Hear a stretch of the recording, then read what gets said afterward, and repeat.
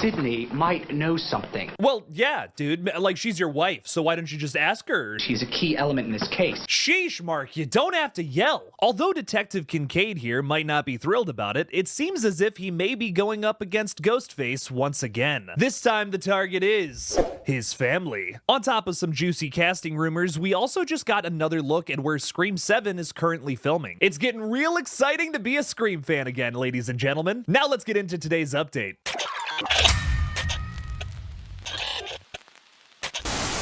Hey everybody, I'm KillJoy Jake, and instead of having friends, I have horror movies. The Scream 7 news is heating up this week as production began on Tuesday. Director Kevin Williamson broke his NDA to share with us a first look picture from the set, and we might have just gotten a new cast member confirmed via Instagram. In case you missed it, check out my video from yesterday covering all of that fun stuff. Now we have even more updates to get into as Daniel Richtman has announced that Mark Kincaid, meaning Patrick Dempsey, has joined the Scream 7 cast. Now I hate to poop all over the parade, and I see a lot of Scream news pages falsely saying this, but technically this is not confirmed as of right now. I do want to note, however, that Daniel Richtman has been right about the majority of the Scream 7 casting updates we've gotten just in the last couple of months or so. This will likely get confirmed soon, but as of right now, Daniel Richtman is still a third-party source. Regardless, I was nearly 100% sure Patrick Dempsey would return to the franchise to play Mark again, after being confirmed to have a family with Sydney in Scream 2022. If we've learned anything from legacy sequels or the various unnecessary cameos of Deadpool and Wolverine, it's that legacy characters make money. How could Scream 7 possibly skip out on adding another one of those to the list? Especially a character who is actually crucial to the plot like Mark is here. It is his kids that are targeted by Ghostface this time around after all. The other thing that's interesting about Mark being confirmed to return here is that it keeps Screams 5 and 6 in the canon, although many fans want to erase those from existence. I personally love all of the Scream sequels, and I don't understand why so many folks are trying to justify that by saying you can't tell this story without retconning those movies. I mean, if we're gonna do the whole sequel erasure thing, you might as well just like cut out all the sequels and do a continuation from just the original. That way you have the freedom to tell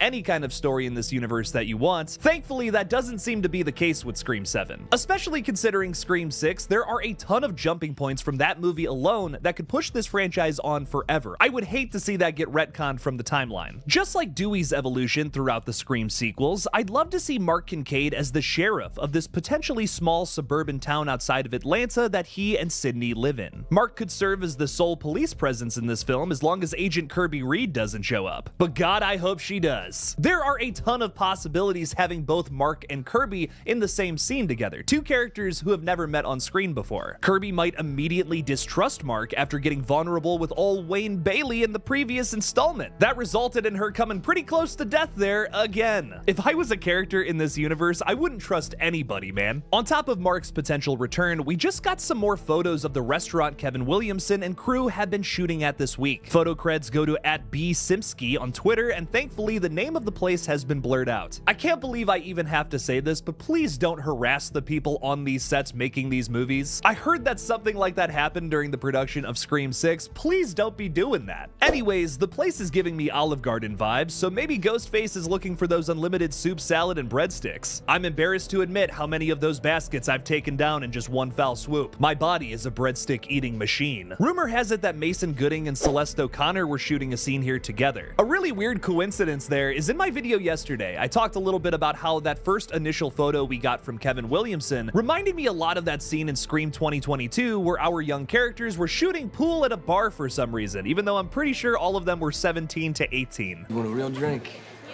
Or you happy sitting at this kid's table? It makes a little more sense here in Scream 7 for Chad and maybe even Celeste's character to be hanging out at a bar because Chad is probably 21 at this point, right? Wait a minute.